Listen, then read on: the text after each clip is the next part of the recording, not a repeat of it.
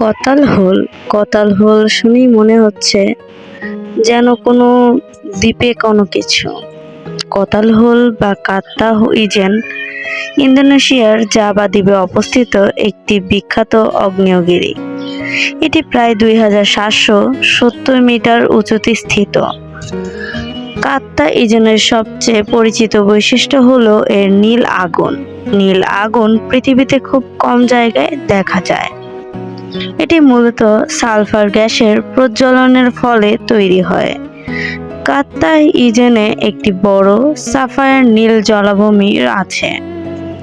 জলাভূমির জলের পিএইচ প্রায় 0.5, যা খুব তীব্র অ্যাসিডিক। আগ্নেয়গিরির চারপাশে ধূমায়িত পাহাড় এবং ঝুঁকিপথ রয়েছে। স্থানীয়রা এখানে সালফার খনি পরিচালনা করে। খনিতে শ্রমিকরা হাতে হাতে সালফার খনন করে। শ্রমিকরা প্রায় 70 কেজি ওজনের সালফার পাথর কাঁধে নিয়ে নামে। কাত্তা ইজেনের ভ্রমণকারীরা সকালে আগুনের নীল আলো দেখতে আসে। রাতের নীল আগুন একটি মিস্টিক্যাল অভিজ্ঞতা দেয়। দিনের আলোতে কাত্তা ইজেনের লেক গা সাদা বা নীলাভ দেখা যায়। লেকের চারপাশে বাষ্প ও সালফারের গন্ধ ভাসে। আগ্নেয়গিরির চারপাশে অতি বিশিষ্ট সবুজ বন আছে।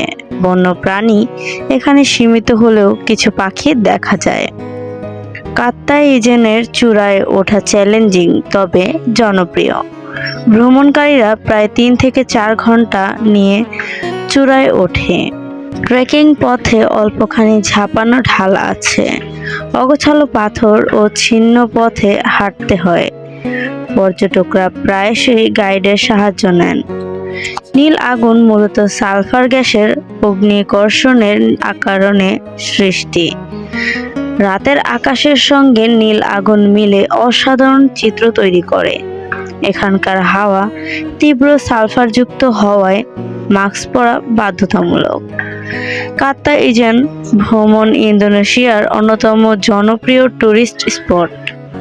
বনভূমি ও লেকের দৃশ্য ফটোগ্রাফারদের কাছে আকর্ষণীয়।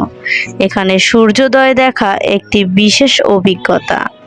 ভ্রমণকারীরা সাধারণত ভোরে যাত্রা শুরু করে।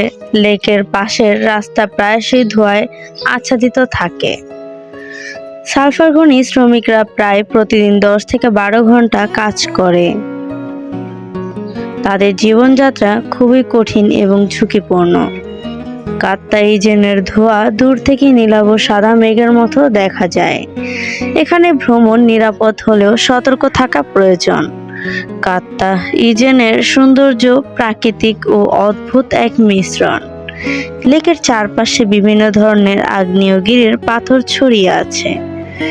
নীল আগুনের কারণ বিজ্ঞানীরা গভীরভাবে অধ্যয়ন করেন। এখানে ভ্রমণ শুধুমাত্র চূড়ায় ওঠা নয়, প্রকৃতির সঙ্গে সংযোগ। কাত্তা ইজেন ইন্দোনেশিয়ার ভ্রমণ তালিকায় শীর্ষে থাকে।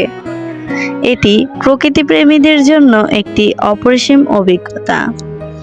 গল্পটি শুনে কেমন লাগলো তা অবশ্যই কমেন্টে জানাবে।